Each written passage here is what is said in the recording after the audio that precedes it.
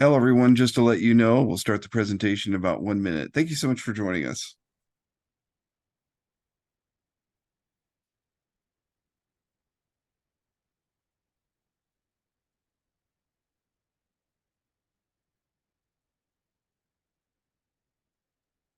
Hello, once again. Thank you so much for joining us. We'll start the presentation in about 30 seconds.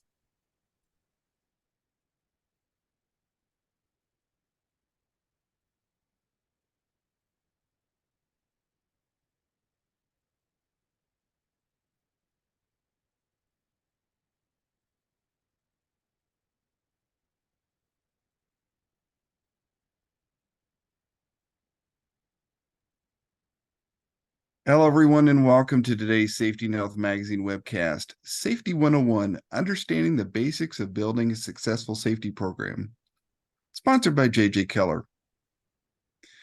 This is Alan Ferguson, Associate Editor at Safety and Health, and I'll be moderating today's event. Thank you so much for joining us, and before we get started, there are a few housekeeping items. As a disclaimer, the views of today's speakers and organization are their own and do not necessarily reflect those of the National Safety Council or Safety and Health Magazine. Any mention of a commercial enterprise, product, or publication does not mean the council of the magazine endorses those items. After today's presentation, we'll conduct a question and answer session with our speaker. If you have a question, click the Q&A button at the bottom of your screen, type your question, and press the send button. We welcome your question at any time during today's event. You don't have to wait for the Q&A to begin. We might not get to every question, but the good news is unanswered questions will be forwarded to today's sponsor. Also, after this presentation, you'll be asked to complete a brief evaluation survey, and I'll tell you more about that a little bit later. Also, just to let you know, this webcast will be archived so you can access it after today's live event. To view this webcast and all of our past webcasts, please visit safetyandhealthmagazine.com/events, or you may also receive a link in our post-event email. With that, let's introduce our speakers. With us today are Robin Mara and Rachel Krubsack. Robin joined J.J. Keller in 2021 as an editor on the Environmental Health and Safety Publishing team. Robin is an experienced EHS specialist with a demonstrated history of working in the management, consulting, and manufacturing industry. Robin's professional skills include workplace safety administration, ergonomics, environmental management, and motor vehicle/fleet safety. Her editorial responsibilities include researching and creating content for several J.J. Keller publications. Robin holds a CSP designation from the Board of Certified Safety Professionals and is an OSHA Outreach General Industry Trainer. Rachel's worked at J.J. Keller since 2010. She edits 2 manuals, OSHA Rules for General Industry and Hazard Communication Compliance. She also answers subscriber questions and contributes content for a variety of platforms and publications. Rachel's topics of expertise include hazard communication, hearing conservation, and OSHA training requirements. Again, we thank you all for tuning into this presentation. Robin, whenever you're ready, go ahead and take it away. All right, thank you so much, Alan, and welcome everybody for joining us today. Now, today's webcast is presented by the J.J. Keller Safety Management Suite. Finally, a safety solution that works as hard as you do. The Safety Management Suite streamlines compliance at every level of your business, making it easy to develop, implement, and maintain an industry-specific safety program. And because your success is a priority, today's attendees will be offered complimentary access to our compliance tools and resources in the Safety Management Suite. So on behalf of our sponsor, J.J. Keller Safety Management Suite, again, we thank you for joining us. All right, so let's dive in and get started. Figuring out which plans and programs apply to your business is no simple task. Now, each regulation usually has a scope and applicability section. So if you find that a particular regulation applies to you, you'll want to see if there's a written plan requirement and read it carefully. If that requirement just says that the employer must have a written plan, then you'll need to write one. But if the requirement narrows things down and specifies who under the regulation is required to write a plan, then you'll want to determine if that means you or not. All of that to say, your required plans depend on your workplace, including the types of hazards and what your employees are exposed to through their work. Now, we are going to cover many of the common programs today, but first, let's look at the benefits of having and maintaining beneficial safety programs. A safety program is a set of policies, procedures, and practices that are designed to protect employees from harm and keep the business running smoothly. It is an ongoing process that involves identifying and assessing hazards, developing and implementing controls, and monitoring and evaluating the effectiveness of the program. It should outline who is responsible for administering the program, the scope, any training requirements, and how it is to be maintained.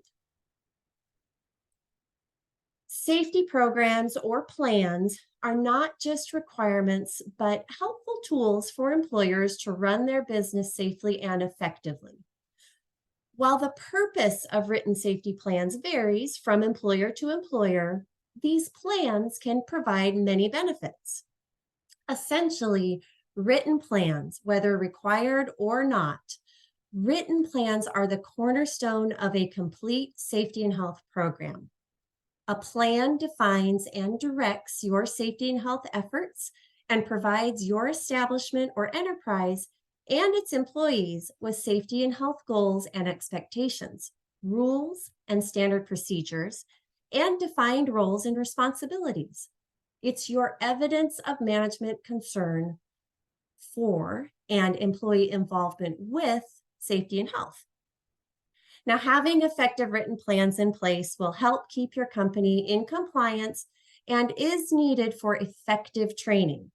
They work to lower direct and indirect costs of injuries and illnesses and property damage. And this raises the profit margin if you are a for-profit company. So, looking at OSHA enforcement data for calendar years 2019 and 2021, we dug out the violations for written plan requirements. And then the top 5 are found here on your screen. Now, not surprisingly, for general industry, the HAZCOM program is the top violated written plan, followed by respiratory protection program. Now, for the construction industry, the bottom 5, the silica exposure control plan was a top violation. This is followed by permit required confined space programs.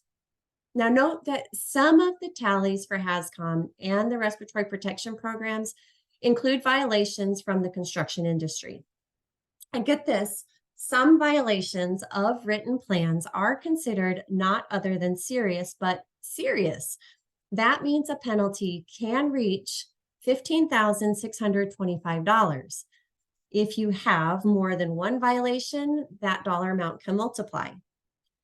Regardless, if you're just getting started with your plans, one way, and not the only way, but one way to prioritize may be to start with some of the plans on this list. So we get a lot of questions on what programs or plans I need for my company, right? So each company has its own unique situations and hazards. So the required programs depend on what hazards you have in your facility or at your job site. Now, you may fall under any number of these regulations. There are over 60 OSHA required plans for general industry and construction, but we don't want you to get too overwhelmed. While these plans are required, probably not all of them apply to you. We will provide an overall list at the end of this presentation, so don't get too worried right up front. However, what we are covering today is the commonly required plans and programs listed here on this screen. Now, as a quick reminder, your programs should always reflect what you're actually doing and should be updated as systems and processes change. Now, too often, these programs are written and placed on a shelf, never to be looked at again. With that, I'm going to hand it over to my partner, Rachel, to tell us more about our first plan, emergency action plans. Rachel? All right, thank you, Robin, and welcome again to everyone joining us today. So let's talk a little bit about emergency action plans. Now, there are any number of situations that can require employees to take emergency action. This could range from a simple fire to a massive chemical spill or even a natural disaster like a tornado or an earthquake. So it's vital that employees know how to respond appropriately so that they don't put themselves or others in otherwise avoidable danger. So, some things to consider. Do your employees know the hazards that they're exposed to, including things like fire hazards, chemical spills or releases, or workplace violence or active shooters? And what about your company emergency procedures? Your emergency action plan must include the emergency procedures that are in place, as well as what emergency equipment is available and who can use it, and also when and how to use the emergency equipment that's available. So, the emergency action plan lays the framework for what actions employees should know when they're presented with different types of workplace emergencies. Your plan should address how to respond to each type of situation that could occur at their workplace so that employees can react without putting themselves in harm's way. And this may mean that they simply stop what they're doing and evacuate, or maybe it means they're fighting a fire if they can do this safely. The last thing employees should be doing is evacuating outside when they should be taking cover inside. So, all things to consider there. Now, an OSHA Emergency Action Plan, or EAP, is a written document that outlines how employees should respond to a fire or other emergency in the workplace. Now, the EAP must be in place for all workplaces with 11 or more employees. And some things that it must cover: it must establish emergency escape procedures and emergency escape route assignments. It must clearly identify procedures to be followed by employees who remain to operate critical plant operations before they evacuate. Establish procedures to account for all employees after emergency evacuation has been completed. Assign rescue and medical duties for those employees who are required to perform them. List the preferred means of reporting fires and other emergencies. Establish an employee alarm system. Now, if the employee alarm system is being used for alerting fire brigade members or for other purposes, be sure to use a distinctive signal for each of those purposes. Your plan also should list the types of evacuation to be used in emergency circumstances, and it should designate and train a sufficient number of employees to assist in the safe and orderly evacuation of employees during an emergency. And finally, you should review the EAP with each covered employee upon initial assignment, when the employee's responsibility or designated actions under the plan change, and when the plan itself changes. Now, when it comes to fires, there are many decisions to be made without much time. So, do your employees know where the fire pull stations and fire extinguishers are located? Do they know who's expected to fight a fire? And remember here, only trained and designated employees should use a fire extinguisher, and only if they can do this safely. Are they aware of the sources of potential fires? This could be flammable liquids stored on site, welding operations, or maybe ovens used in a specific process. And do they know how to activate the alarm system? A fire prevention plan is often developed alongside emergency action plans. They outline how employers can prevent fires in the workplace, and it's a requirement for all employers. The plan must be written for all workplaces with 11 or more employees, but it can be communicated orally if there are 10 or fewer workers on an individual work site. Now, a fire prevention plan, or FPP, requires several elements. The first being a list of all the fire hazards in the workplace, as well as a detailed procedure on the hazard locations. From there, the FPP should cover procedures for controlling fire hazards, who is designated to control them, and the procedures for responding to a fire. Now, vital piece is a thorough training program for employees on fire prevention and for those who are trained and designated to help in the event of a fire. Employees' lives are the priority in any life-threatening event, but having employees who are prepared and well equipped to fight fires can be a significant asset to the employer, and it can even prevent a minor event from turning into a catastrophe. So be sure to review and update the fire prevention plan annually or more often if necessary if conditions in the workplace change. And now I am going to hand things back over to Robin as we switch gears and learn about hazard communication. All right. Thank you, Rachel. So, OSHA defines a hazardous chemical as any chemical that can cause physical or health hazards. Now, physical hazards, those include things like flammability, explosivity, and reactivity. Your health hazards include things like toxicity, carcinogenicity, and corrosivity. There are over 700 chemicals that are considered to be hazardous. However, this list is not exhaustive. Any chemical that can cause a physical or health hazard is considered to be a hazardous chemical. Now, employers that have hazardous chemicals in their workplaces are required by OSHA's HAZCOM standard, which can be found at 29 CFR 1910.1200. And it's to implement a hazard communication program. Now, this applies to companies who use the chemicals, transport, and even store them because there is a chance that employees may be exposed to the hazards associated with these hazardous chemicals. Now, employees need to be aware of the chemicals they work around and steps to take in the event of a spill or chemical exposure. The HAZCOM program must include labels on containers of hazardous chemicals, safety data sheets or SDSs for hazardous chemicals, and training for workers. You want to identify and list any hazardous chemicals you have in the workplace. That is, create and maintain a chemical inventory. You want to ensure safety data sheets are received and containers are labeled. And you want to communicate hazard information to your employees, and that's through proper labeling, your safety data sheets, and formal training programs. Now, although the HAZCOM standard does not require you to evaluate and reassess your HAZCOM program, it must remain current and relevant for you and your employees. And the best way to achieve that is to review your HAZCOM program periodically to make sure that it is still working and meeting its objectives, and to revise it as appropriate to address any changed conditions in the workplace. For example, when you get new chemicals in or new hazards, things like that. All right, another commonly required program is the Bloodborne Pathogens Exposure Control Plan.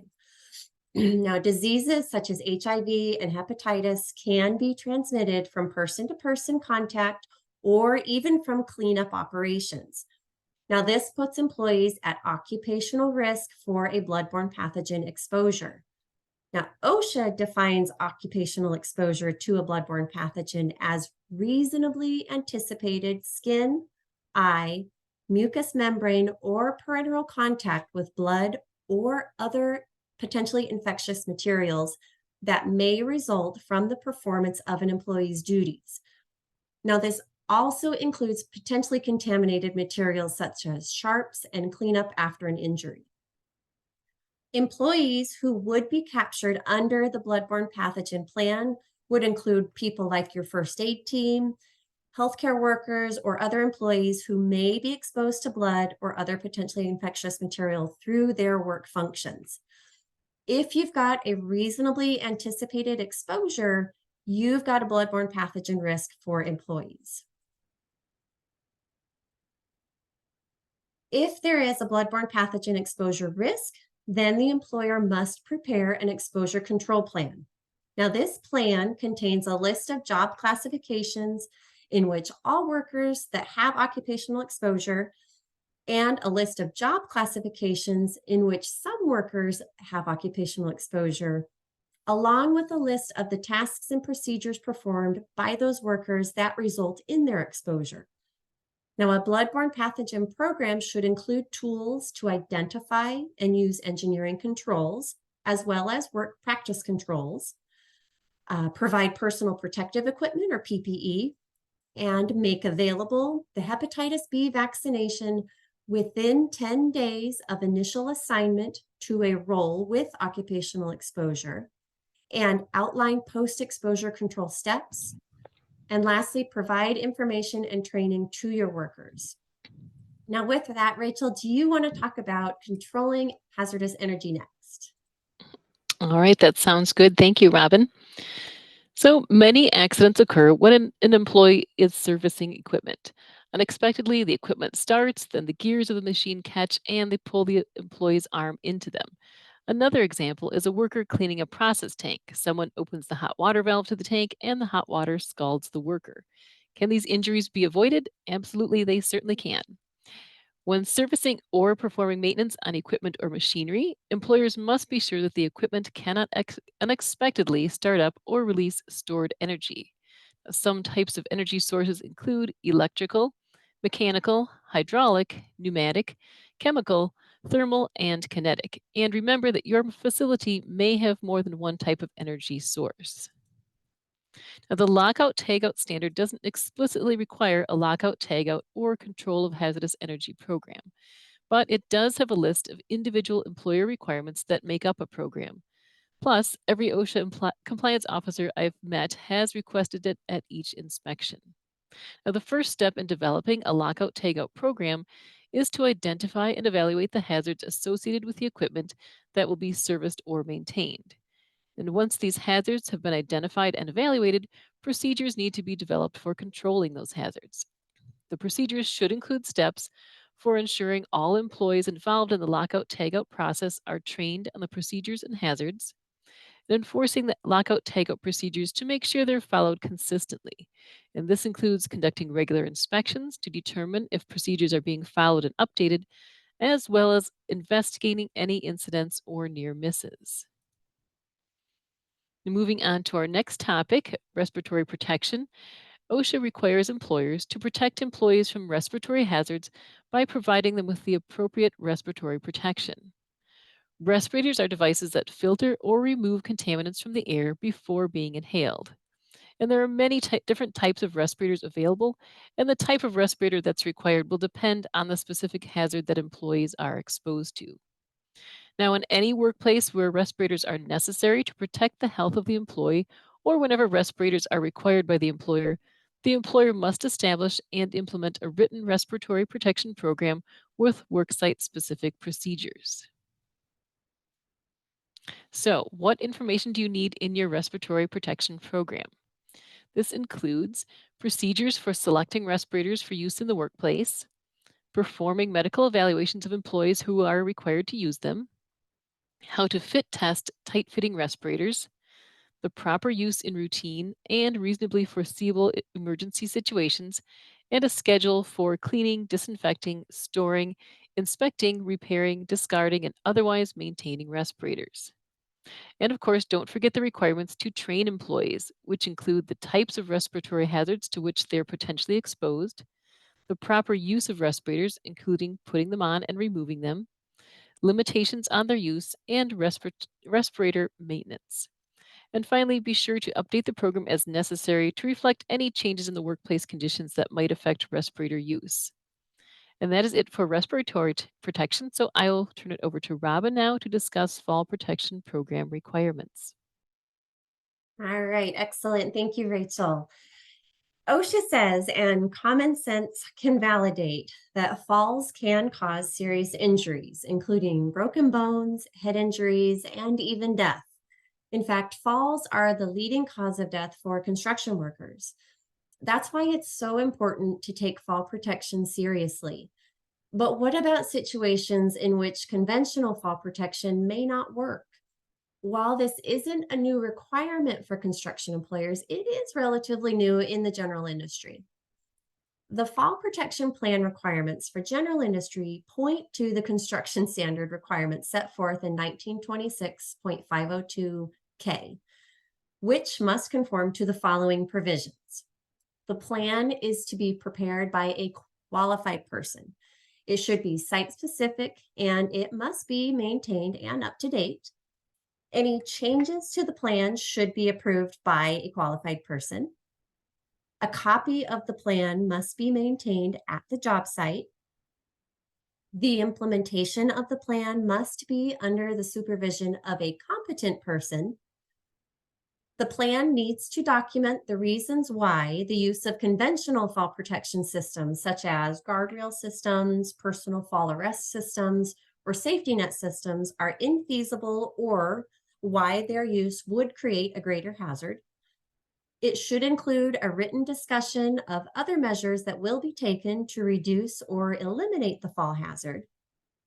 The plan must identify each location where conventional fall protection methods can't be used, and the locations must be classified as controlled access zones.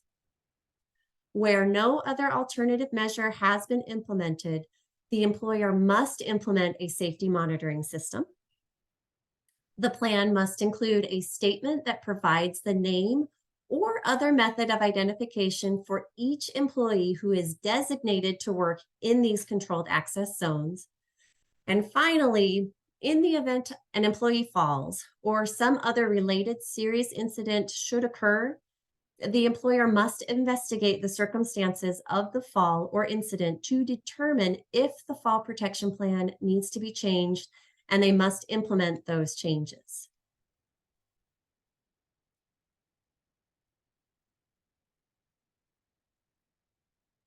All right. Now, OSHA requires a fall protection plan for leading edge work, precast concrete, residential construction, and when the employer can demonstrate that it is infeasible or it creates a greater hazard to use conventional fall protection equipment. Now, as I just mentioned, a fall protection plan consists of a number of provisions and is only used as a last resort. The employer must assess the work site to identify and try to eliminate the fall hazards whenever feasible. Now, this may include moving the work to the ground level, changing the work process, or using other methods to eliminate the need for fall protection. When it's not feasible to eliminate fall hazards, the employer must use fall protection systems. Again, fall protection systems include things such as guardrail, safety nets, personal fall arrest systems, travel restraint systems. Employees must be trained on the hazards of falls and how to use fall protection system.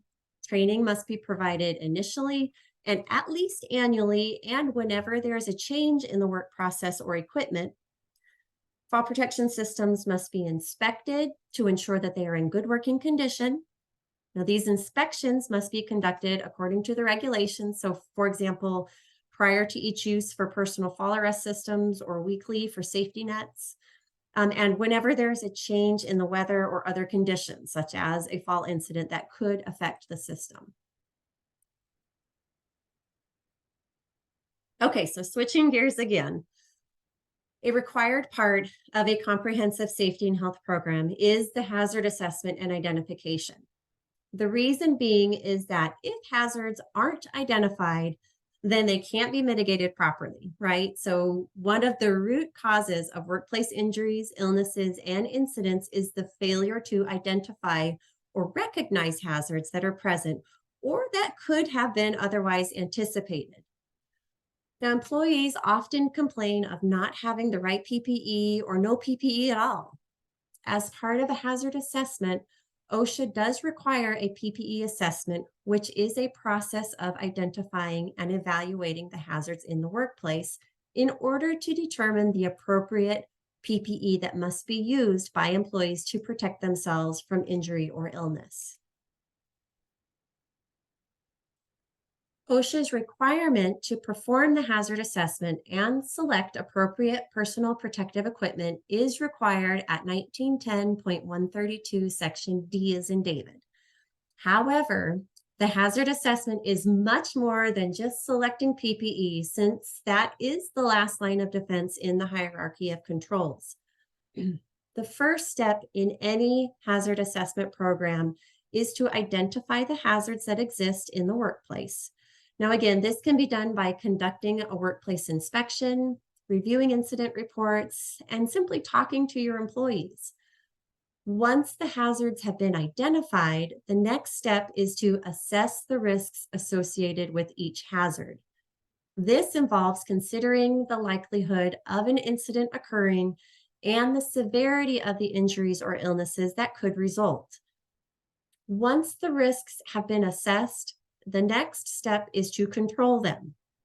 This can be done by implementing engineering controls, administrative controls, and finally, the personal protective equipment. Certify the assessment is complete by identifying the workplace having been evaluated. Now, this assessment must be signed and dated by the person certifying that the evaluation was performed. The final step in any hazard assessment program is to monitor the program to ensure that it's effective. Similar to that first step, this final step involves conducting regular inspections, reviewing incident reports, and talking to your employees. Now, Rachel's going to talk about another common program which pertains to confined spaces. Rachel? All right, thank you, Robin. So, confined spaces and permit required confined spaces are found in many workplaces and they're required to be identified. So, let's talk about the difference between the two. Confined spaces are spaces that are big enough to get into, they're not designed for human occupancy, and they have a limited means of entry and egress. Confined spaces become permit required when they have at least one of the following: an actual or potential for a hazardous atmosphere, an engulfment hazard, converging sides, or another recognized hazard. This is where OSHA requires employers to have a written permit required confined space program. Now, the permit required confined space program requires that the employee identify all permit required confined spaces in the workplace, and this can be done by conducting a survey of the worksite. Now, once the permit required confined spaces are identified, you evaluate them for the types of hazard associated with each space. And this includes identifying the potential hazards, such as hazardous atmospheres, engulfment, and physical hazards. And while it's not required by the standard, it is highly recommended to document this process. From there, develop procedures for controlling the hazards. These procedures must be in writing and they must be specific to the hazards present in each space. The next piece is providing training to all employees who may be exposed to permit required confined spaces. Make sure the training covers the hazards associated with confined spaces, the procedures for controlling the hazards, and the proper use of personal protective equipment. The program must also establish a permit system for entry into permit required confined spaces. And lastly, review the program at least annually to ensure that it's being followed and that it's still effective. Now, we've talked a lot about various programs and associated training, and safety advocates will need tools and resources to assist in their efforts. Safety Management Suite has proven to be a good source for training materials. Take advantage of a robust training resource library containing over 3,500 ready to use training resources, including exercises, PowerPoint presentations, 5-minute safety talks, and much more. If you'd like access to the Safety Management Suite to try these training resources for yourself, let us know your areas of interest with the poll on your screen. And we'll also send you our newly updated complimentary white paper, Top EHS Practices, Key Components of a Full Service Safety Program.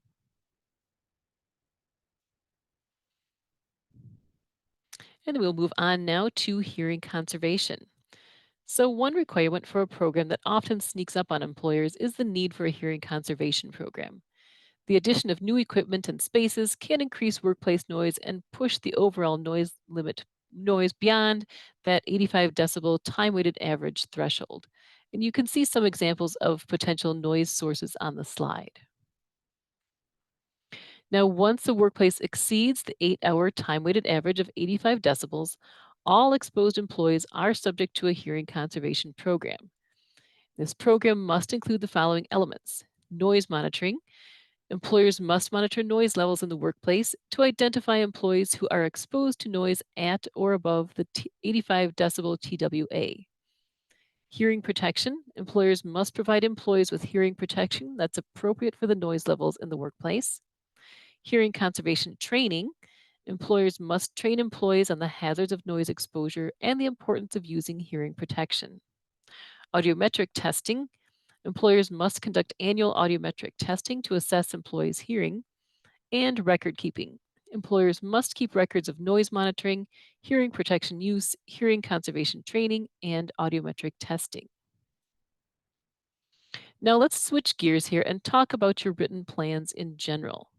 You may wonder what exactly to include in your plan. Now, like we said earlier, if there's a written plan requirement, read the standard carefully because many times that written plan requirement gives you a list of required plan elements. So if that's the case, definitely just follow that list. So for example, on this slide, you'll see a picture of 1910.134 paragraph C1, and this lists 9 elements that must be included in the written respiratory protection program if it's applicable to your workplace. So this approach really makes things pretty straightforward. You can follow that list. But even when plan elements are listed, sometimes the terms and the legal jargon can slow you down. So if that happens, it may help to see if those terms are defined in a definitions section of the regulation, or see if a section of the regulation goes into more detail on your questionable area. And what's more, there may be an OSHA compliance directive or letters of interpretation that go into more depth if you have questions. But what if there's no list of elements? Or what do you include if you have a non-required plan? We've come to learn that there may be any one of maybe 20 elements in a written plan. And these are the elements that can help you to ensure compliance. You might choose all 20 of these. We've included these elements in our generic plan template, which you can use to develop a safety or health plan on any topic you wish. So with a generic plan, you get to choose which elements work for your safety topic and your site. So with these elements to choose from, you're not likely to miss much and can be confident that you've covered at least the big stuff in your plan. And that's where the review comes in. So once you have a plan in place, your next step, of course, a critical one, is to evaluate how well it's working and adjust the plan when things aren't working. Now, keep in mind, however, that some regulations do require an annual review, and we've listed them on the slide. Only one regulation also calls for a compliance audit every 3 years in addition to the annual review requirement, and that's the last bullet on this slide, which is process safety management. Your plan review determines if the plan and its elements are working effectively. The focus is not on employees, but the plan itself. So review documents related to the plan, things like written accident reports, your OSHA log, canceled permits, and written procedures. Interview employees and supervisors. Find out how well the plan is communicated and understood. To gauge safety training, ask employees about the hazards, how they're protected, and what they should do in an emergency. Ask your supervisors how they teach, how they reinforce that training, how they reinforce the plan's work practices, and what their responsibilities are during emergency situations. And ask upper management about their involvement in the plan. Examine your site's conditions to see what hazards there are. Look at inspection records, employee reports, and incident investigations. See if any plan element failed and why. And finally, remember regulatory changes and enforcement activities can require you to review plans. So, Robin, what about plans that aren't required? Well, I am so glad you asked, Rachel. And we do need to talk about non required plans. Those plans that OSHA does not require, but are still very popular among employers. These plans have most of the benefits that we listed earlier, streamlining safety efforts, defining safety roles, and so on.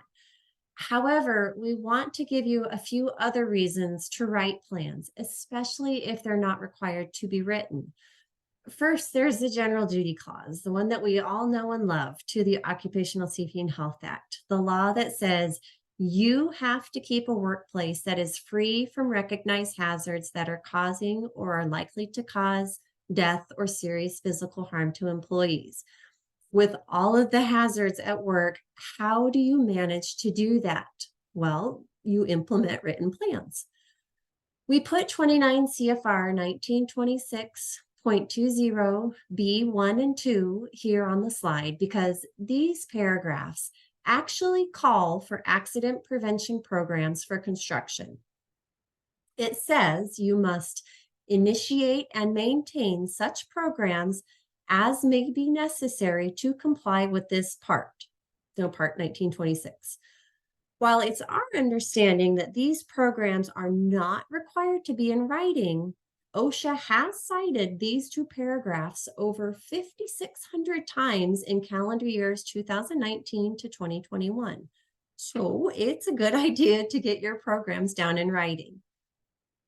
That may be especially the case if you don't want a comprehensive OSHA inspection. For construction, OSHA has focused inspection initiatives where the inspector asks to see your safety and health program to see if it meets 1926.20 and whether it's effective. If it is, the inspector won't inspect your whole site, just a representative portion of it, and he or she will limit the scope to just 4 things: falls, struck bys, caught in between or caught in, and electrical shock hazards, those big 4. But if you have no safety and health program or it's not effective, that visit will turn into a comprehensive inspection.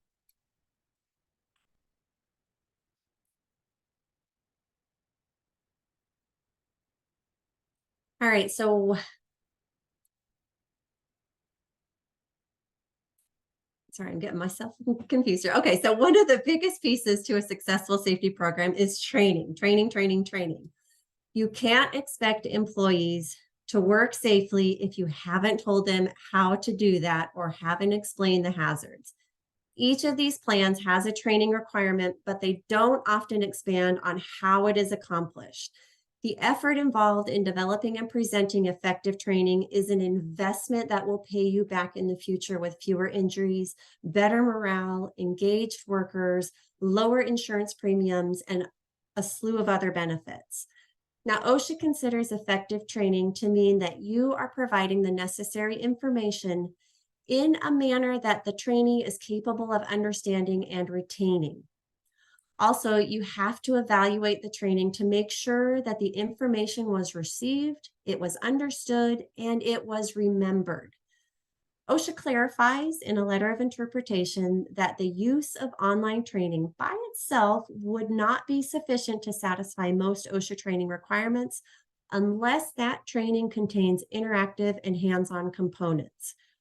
Online training is a great resource and can provide a lot of required information, but unless it's tailored to your facility's specific needs, it will fall short of the site-specific pieces.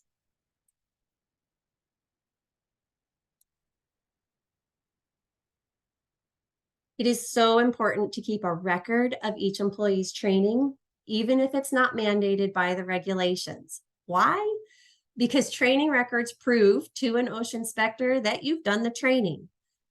Some OSHA standards require you to keep specific information, such as the employee name, the trainer name and signature, and the time and date that the training was delivered. Other standards just call for the topic, the name of the trainer, the date, and the name of the employee. Most standards require that the employee understands the training. This may mean that you offer a pre-test and a post-test, or you might talk to the other worker in a week or few and ask some questions. Just keep in mind that OSHA inspectors may question employees to determine if they understand safety training. So taking time to quiz your employees before an inspector arrives may be a good idea. All right, so as promised, our final few slides listed the required written plans that we've identified in general industry regulations, and we'll follow up with the construction requirements here in a few minutes. Now, while these plans are required, probably not all of them apply to you. Safety Management Suite's Plans and Policies feature has tools that can help you figure out the plans you need and how to complete them if you don't want to be digging through all the regulations on your own. Otherwise, you'll need to go into each associated standard and determine those specific requirements, which is fine. We just have an easier solution if you would like. All other plans are required to be in writing for general industry if applicable to your company if you have 1 or more employees. We've listed all the requirements for we've listed all the required written general industry plans for toxic and hazardous substances on this slide. These are found in subpart Z of 29 CFR 1910. Now you can see that we have the new beryllium exposure control plan listed in red. That final rule was published not too long ago in January of 2017. This plan, as well as the respiratory protection program, was required to be in place for general industry in 2018. So that's why we've got them listed here. All right, this slide lists the required written plans that we've identified for construction regulations, right? There are fewer plans required for construction than for general industry. Now you'll notice that there are no written bloodborne pathogen exposure control plan requirements. You may also notice that for construction, there's no written fire prevention plan requirement, except where there is exposure to methylene deaniline. So it's important, if you are responsible for knowing both general industry and construction, that you're aware that your regulations may be asking specific things of you. As for the remaining plans, they're all required to be in writing if applicable to your company and you have at least one or more employees. Now, Rachel is going to wrap things up for us. All right, so as you can see, having a good, effective safety program is important. They help keep you compliant, and they're the framework for preventing injuries, illnesses, and fatalities in the workplace. They also help to create a safe and healthy work environment for employees, keep the business and processes running smoothly, and they can reduce costs associated with workplace injuries and illnesses. Your program should include all the required elements and some best practices too. All right, so now it's time for your questions. If you haven't sent yours in, now is the time to do so. Before we get started, I guess Rachel and I would again like to thank our event sponsor, JJ Keller Safety Management Suite. With your complimentary access, you'll have all of our most popular safety management tools, including written safety plan templates, customizable training programs, audit and inspection checklists, word for word federal regulations, state regulatory comparisons, and much more.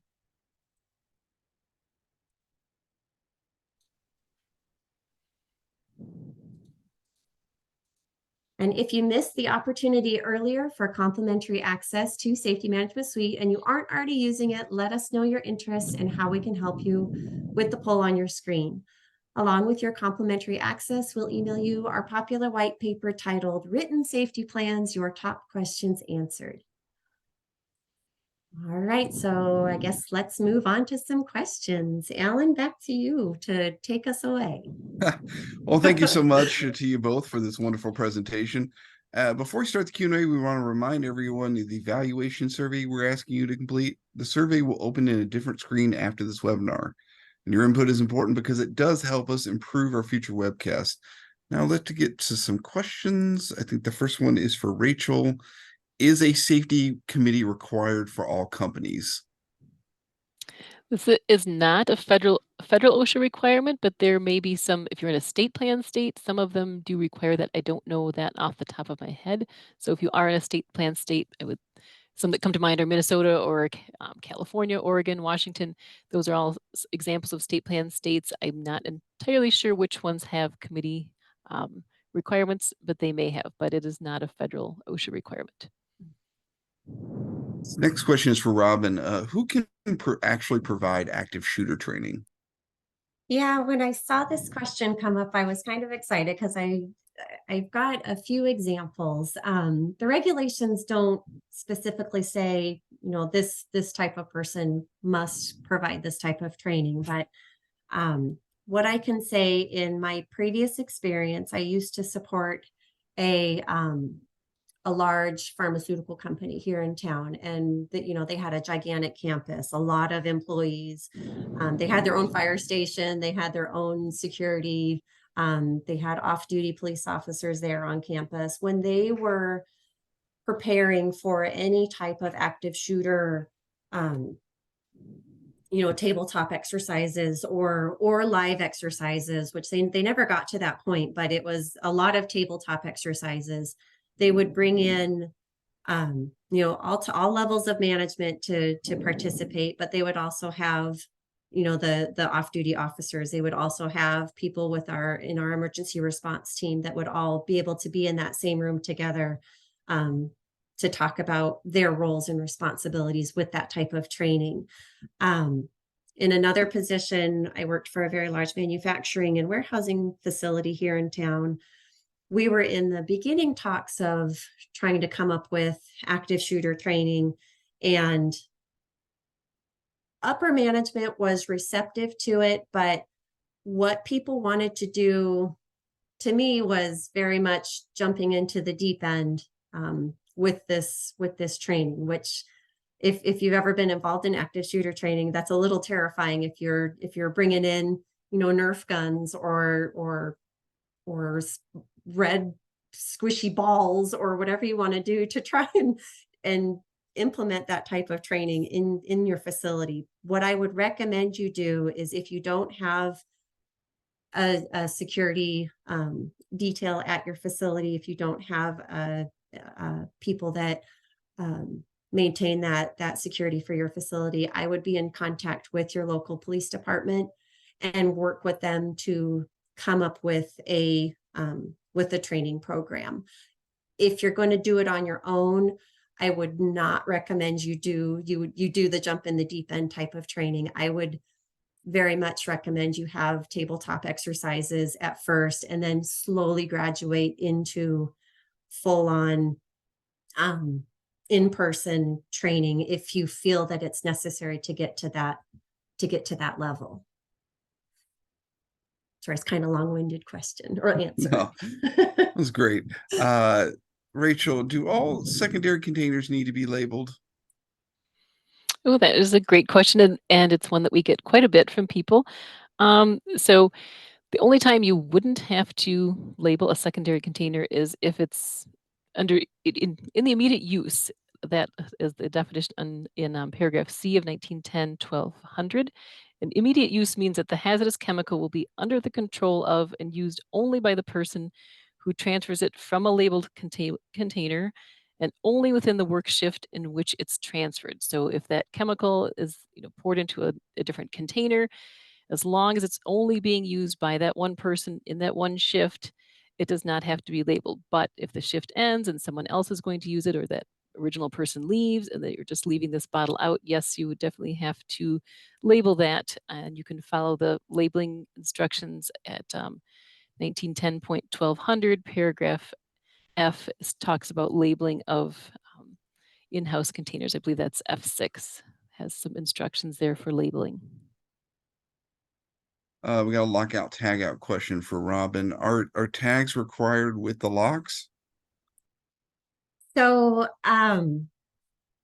the regulations are a little confusing when you read lockout tagout. So you can tag something out and not include a lock, and you will technically be, as long as you train and follow the regulations, you'll technically be in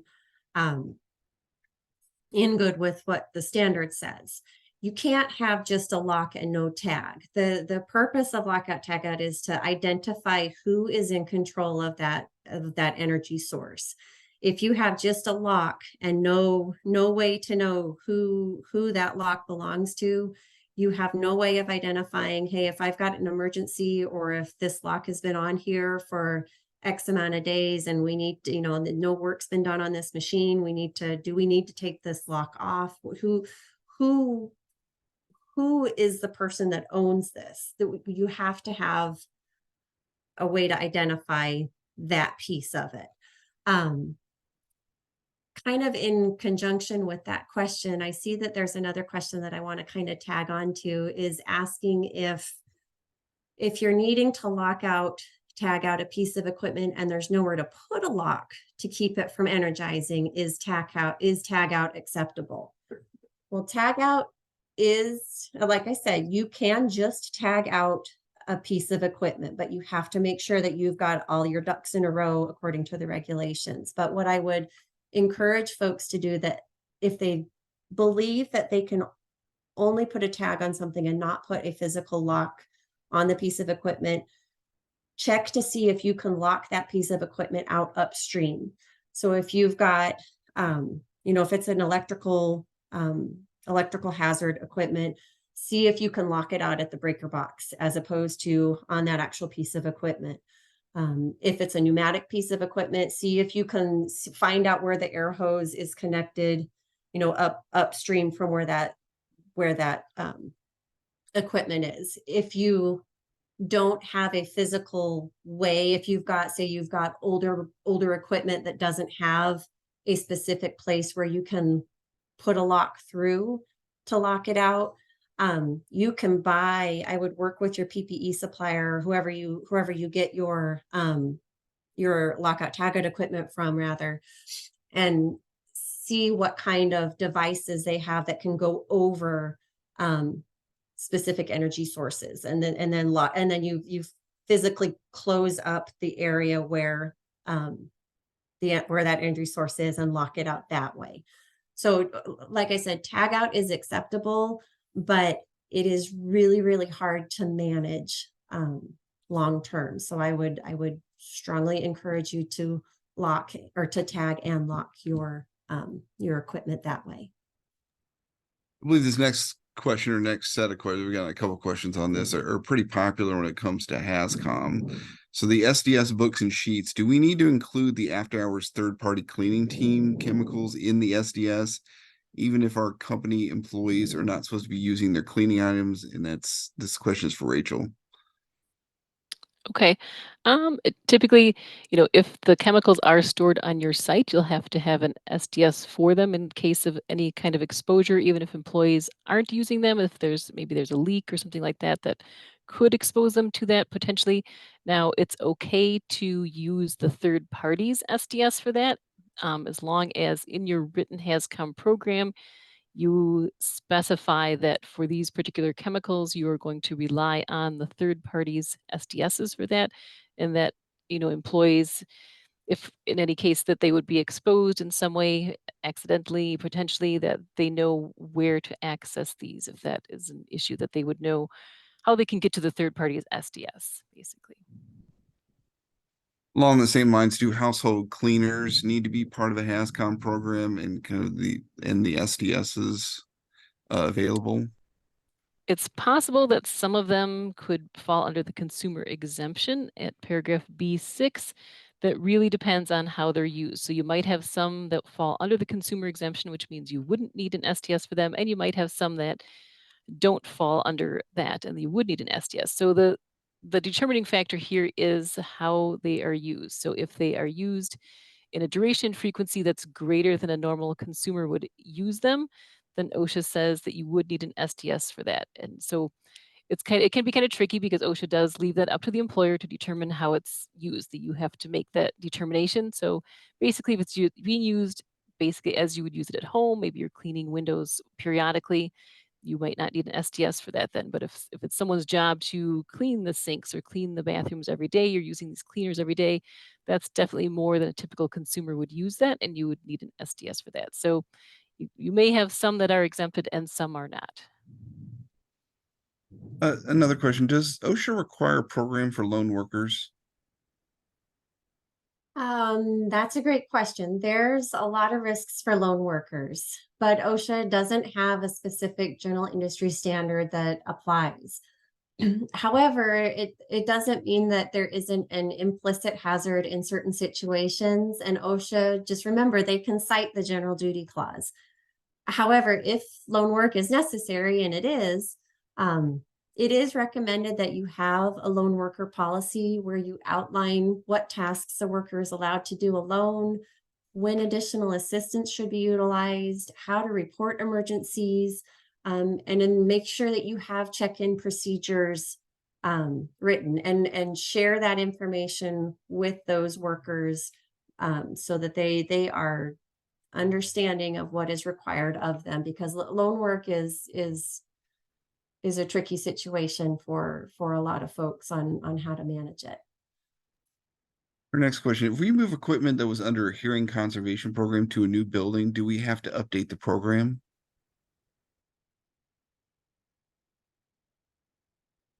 Yes. So your hearing conservation program should reflect the current state of your facility. So if you're going into a new building, or if you're bringing in new equipment, or if you've taken out equipment and the noise may have dissipated, you're going to want to monitor or have that noise monitoring reconducted. You've got to remember that your program should be living documents that constantly reflect what is going on at your facility at that moment in time. When you've got people that put plans and programs, they write them out, they do everything they do, and then they put them on a shelf never to be seen again, you're just checking a box and it's not doing you or your employees any favors. So always make sure if things change, that you're updating those plans. It's like we have time for one more question. Rachel, does providing GHS qualify to fulfill the HAZCOM training? Um, you can certainly provide an overview of GHS because that does align.